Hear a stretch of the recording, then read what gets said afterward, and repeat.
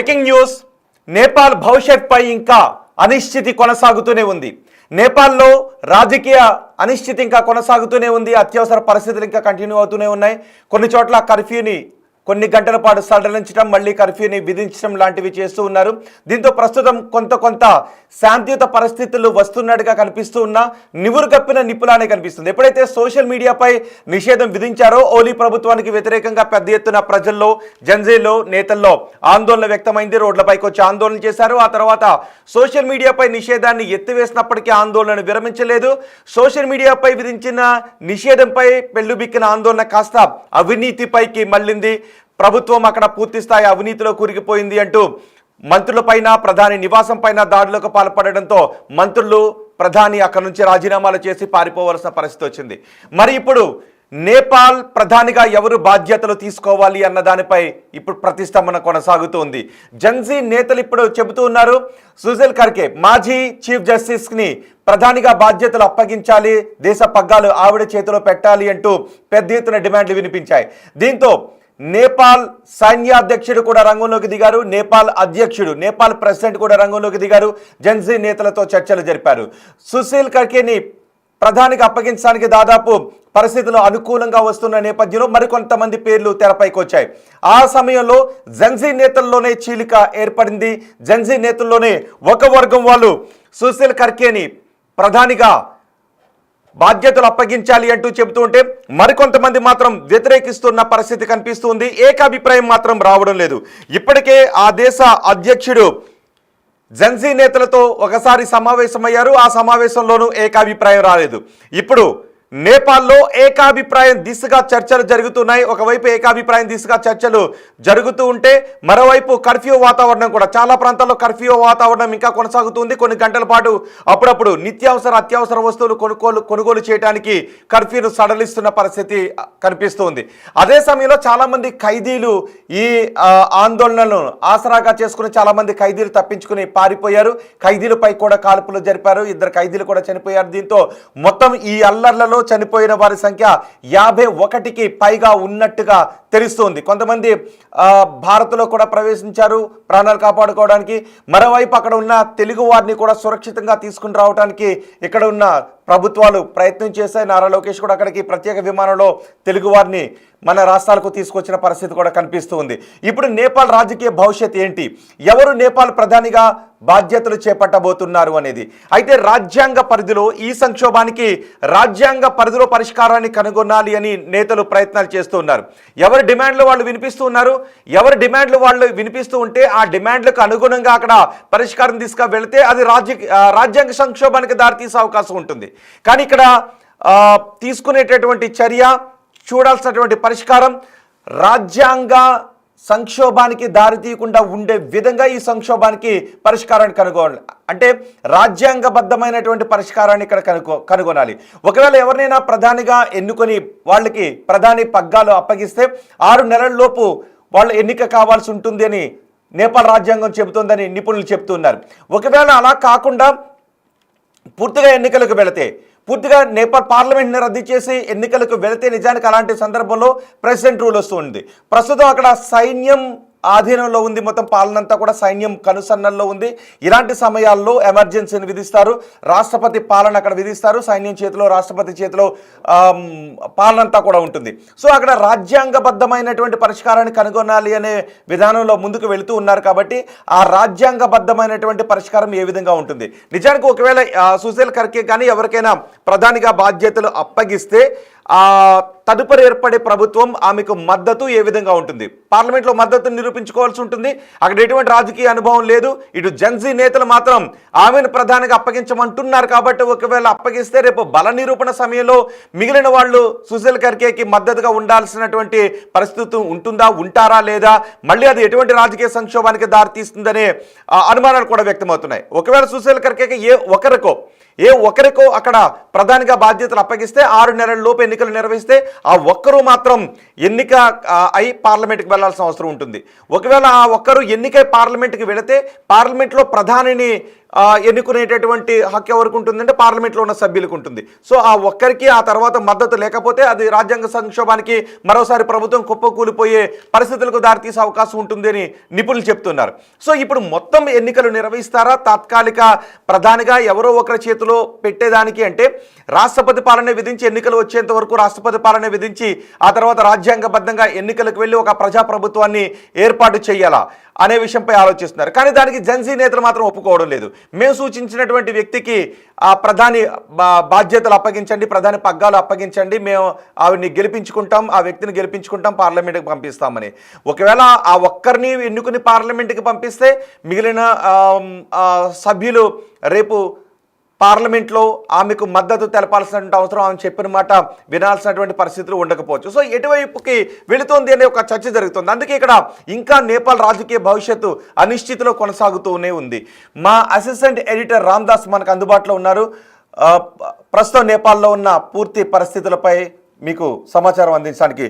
రామ్దాస్, ప్రస్తుతం నేపాల్లో ఎవరికి ప్రధాని పగ్గాలు అప్పగించే అవకాశం ఉంది? ఈ సంక్షోభాన్ని రాజ్యాంగబద్ధంగా పరిష్కరించడానికి ఎటువంటి ప్రయత్నాలు జరుగుతున్నాయి?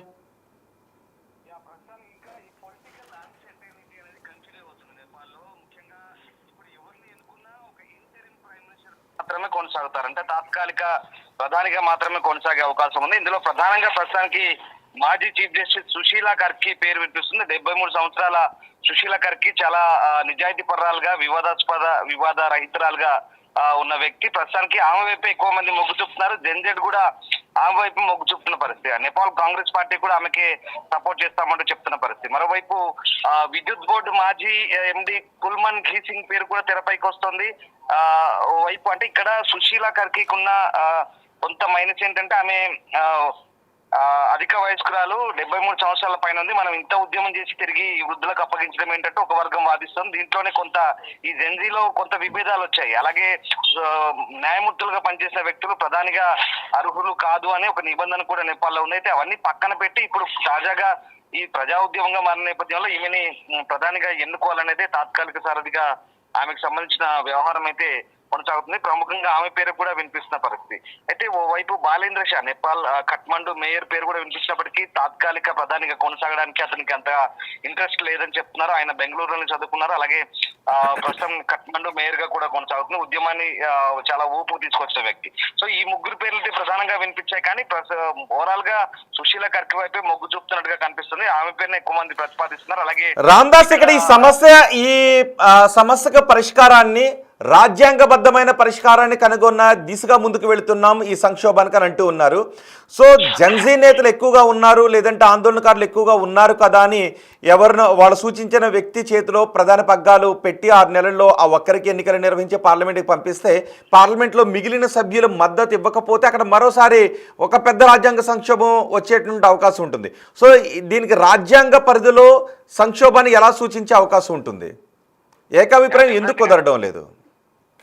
ఖచ్చితంగా అంటే దేశాధ్యక్షుడు ప్రస్తుతానికి అంటే రామచంద్ర పౌడ్వాల్ ఇదే అంశానికి సంబంధించి ఏకాభిప్రాయానికి తీసుకొచ్చే ఆలోచన ఉన్నారు. ప్రస్తుతానికి ప్రెసిడెంట్ ఇంటి దగ్గరే అంతా కూడా పూర్తిగా ఈ సర్వపక్ష భేటీ అయితే కొనసాగుతున్న పరిస్థితి. నేపాల్లో అంటే మళ్ళీ సంక్షోభం తలెత్తకుండా, మళ్ళీ ఎలాంటి ఇబ్బందులు కలగకుండా ప్రస్తుతానికి దానికి సంబంధించి అన్ని పక్షాల నుంచి ప్రజా అభిప్రాయ సేకరణ తీసుకునే ప్రయత్నాలు ఉన్నారు. ఎవరైతే ఈ ఉద్యమంలో పాల్గొన్నారో వాళ్ళందరినీ కూడా అక్కడికి పిలిపించినట్టుగా తెలుస్తుంది. దీనికి సంబంధించి ఒక ఏకాభిప్రాయం తీసుకొచ్చే ఆలోచన కూడా ఉన్నట్టుగా తెలుస్తుంది. మొత్తం మీద అంటే తాత్కాలిక ప్రధాని ఎన్నుకునే ప్రక్రియలోనే ఇప్పుడు వీళ్ళ మధ్య పొరపక్షాలు తలెత్తడం, తర్వాత పార్లమెంట్ లో కనుక మళ్ళీ ఇబ్బందులు తలెత్తే ఏ రకమైనటువంటి పర్యవసానాలు ఉంటాయనే విషయాన్ని కూడా ఆలోచించి ప్రస్తుతానికైతే వీళ్ళందరినీ కూడా ఒక ఏకాభిప్రాయం తీసుకొచ్చే ఆలోచనలో ఉన్నట్టుగా తెలుస్తుంది. సో మొత్తం మీద ప్రస్తుతానికైతే ఈ అంశంపై అయితే చాలా క్లియర్ గా రామచంద్ర పౌడ్వాల్ వర్కౌట్ చేస్తున్నారు.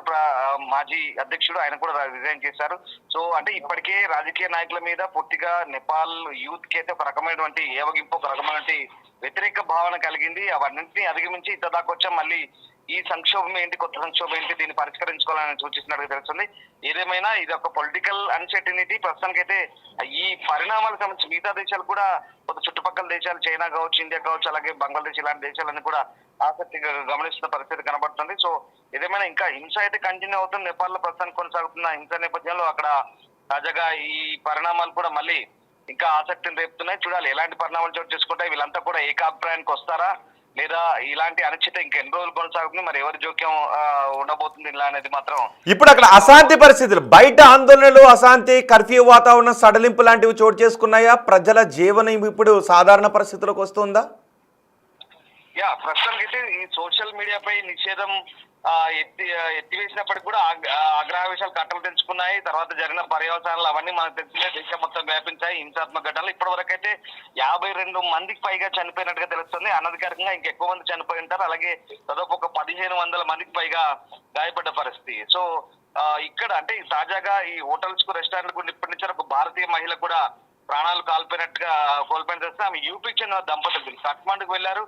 సో హయత్ రిజెన్సీకి నిప్పంటించినప్పుడు అక్కడ హోటల్ కి నిప్పంటించినప్పుడు దాంట్లో వీళ్ళు అందులోనే ఉన్నారు. గాయపడి ఆమె చనిపోయినట్టుగా తెలిసింది. సో హింసాత్మక ఆందోళన భారతీయ మహిళ అయితే ప్రాణాలు కోల్పోయిన పరిస్థితి. ఉత్తరప్రదేశ్ చెందిన వాళ్ళు సో నిప్పంటించడంతో తప్పించుకునే ప్రయత్నంలో వీళ్ళు మృతి చెందారు. అలాగే గజియాబాద్ చెందిన రాజేష్ గోలా, ఆమె భర్త రామ్ వీర్ సింగ్ గోలా, వీళ్ళిద్దరు కూడా నేపాల్ వెళ్ళినప్పుడు ఇది జరిగింది.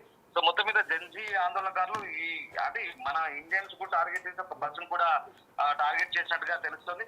సో మొత్తం మీద అంటే ఇంకా హింసాత్మక ఘటనలు అక్కడక్కడ కొనసాగుతుంటేనే వీటిని అరికట్టేందుకైతే ప్రస్తుతం ఆర్మీ చాలా సీరియస్ గా వ్యవహరిస్తుంది. అలాగే ఈ జెన్జీ ఉద్యమకారులు కూడా అదే పిలుపునిస్తున్నారు, హింసను విడనాడండి. కొంతమంది కొన్ని చోట్ల ఆందోళనకారులు కొంతమంది ఈ గ్రూపుల్లో చేరి ఆందోళనకారుల రూపంలో కొంతమంది అసాంఘిక శక్తులు అక్కడ ఇట్లాంటి హింసకు పాల్పడుతున్న పరిస్థితి. సో మొత్తం మీద అయితే ప్రస్తుతానికి నేపాల్ ప్రభుత్వం అంటే ఈ తాత్కాలికంగా ఇప్పుడున్నటువంటి ఆర్మీ కావచ్చు, అలాగే ఇంకా ప్రభుత్వాన్ని ఏర్పాటు చేయాలనుకునే శక్తులు అయితే ఒకటే పిలుపునిస్తున్నాయి, శాంతి నెలకొనాలి, ఇప్పటికైనా సుస్థిర ప్రభుత్వం నెలకొనాలి, దానికి అందరూ ఏకతాటిపైకి రావాలని కోరుకుంటున్నారు. చూడాలి ఎలాంటి పరిస్థితులు ఉంటాయి, ఎలాంటి పర్యవసానాలు చోటు చేసుకోబోతున్నాయి నేపాల్లో. సో మొత్తం అయితే ప్రస్తుతం సైన్యం ఆధీనంలోకి తెచ్చుకుంది నేపాల్ అయితే దేశవ్యాప్తంగా కర్ఫ్యూ కొనసాగుతుంది. సో పరిస్థితులను చక్కదిద్దుకైతే ఆర్మీ ఇంకా ప్రయత్నాలు కొనసాగిస్తుంది. సో మధ్యంతర ప్రభుత్వం ఏర్పాటుకైతే ప్రస్తుతం అయితే చర్చలు జరుగుతున్నాయి. మరి తొలుత సుప్రీంకోర్టు మాజీ ప్రధాన న్యాయమూర్తి సుశీల కర్కి పేరు వినిపించి తర్వాత ఈ కుల్మన్ ఘీసింగ్ ఇంజనీర్ పేరు, తర్వాత ఈ వీళ్ళంతా కూడా ఈ ఆందోళనకారులతో చర్చలు జరుపుతున్నారు. ఇంకా ఏ ఒక్క అభిప్రాయం అయితే కుదరలేదు. సో చూడాలి ఏం జరగబోతుంది. రైట్ రామ్దాస్, నేపాల్లో ఇంకా రాజకీయ అనిశ్చితి కొనసాగుతూనే ఉంది. అక్కడ ప్రధాని ఇద్దరు మంత్రులు రాజీనామాలు చేసి పారిపోయిన తర్వాత ఇప్పుడు ప్రధానిగా ఎవరిని నియమించాలి, ప్రధాని పగ్గాలు ఎవరి చేతిలో పెట్టాలి అనే విషయంపై ఏకాభిప్రాయం రావడం లేదు. జెన్జీ నేతలు పెద్ద ఎత్తున లక్షలాదిగా ఉన్న జెన్జీ నేతలు సుశీల కర్మి పేరును చెబుతున్నారు. సుశీల కర్మికి ప్రధానిగా బాధ్యతలు అప్పగించాలని. మళ్ళీ అందులోనే ఒక వర్గం వేరొకరి పేరును సూచిస్తుంది. దీంతో ఆ దేశ అధ్యక్షుడు, ఆ దేశ ఆర్మీ చీఫ్ జెన్జీ నేతలతో సమావేశమయ్యారు. కానీ ఏకాభిప్రాయం మాత్రం రాలేదు. ఏకాభిప్రాయాన్ని తీసుకొచ్చే దిశగా చర్చలు జరుపుతున్నారు.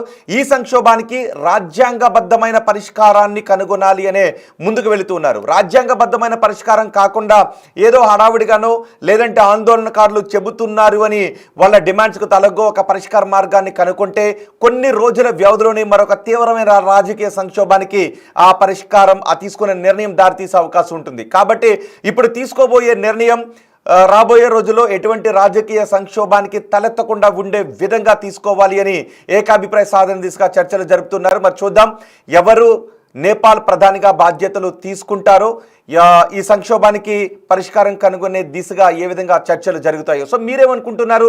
నేపాల్ సంక్షోభం గురించి మీరేమనుకుంటున్నారో మీ అభిప్రాయాన్ని కమెంట్ బాక్స్లో తెలియజేయండి.